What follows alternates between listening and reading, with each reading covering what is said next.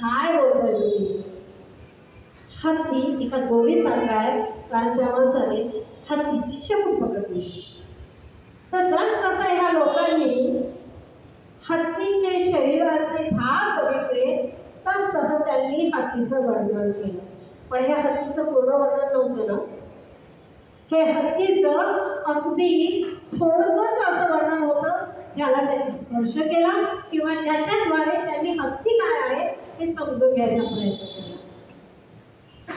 आम्ही पवित्र देवाचे, जिवंत देवाचे लोक जे आहोत, त्या आम्हाला आमच्या मंडळीकडे, आमच्या पवित्र वचनाकडे किंवा बायबलकडे जे पाहायचं आहे ते पूर्णत्वात पाहायचं आहे.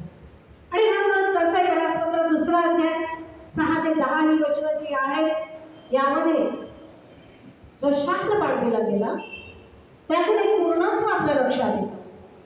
आणि म्हणूनच विषय घेतलेला आहे ख्रिस्तामध्ये रुजलेले व रचले जात असलेले.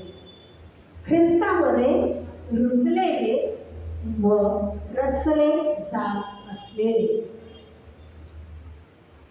आपण 80वा हा वर्धापन दिन साजरा करत असताना सहजच आहे, लगेच लक्षात येतं की ह्या मंडळीत अनेक पिढ्या वाढल्या.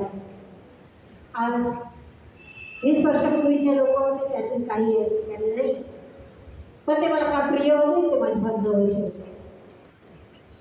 परंतु जे नाही त्यांच्या पुढच्या पिढ्या आज मी पाहतो ते इथे आहे.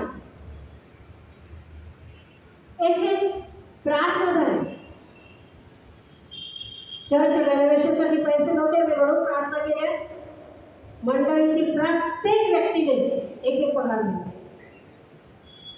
येथे आशीर्वाद केले, येथे स्तुती झाली आणि अनेकांनी येशू ख्रिस्ताला तारणारा म्हणून स्वीकारला.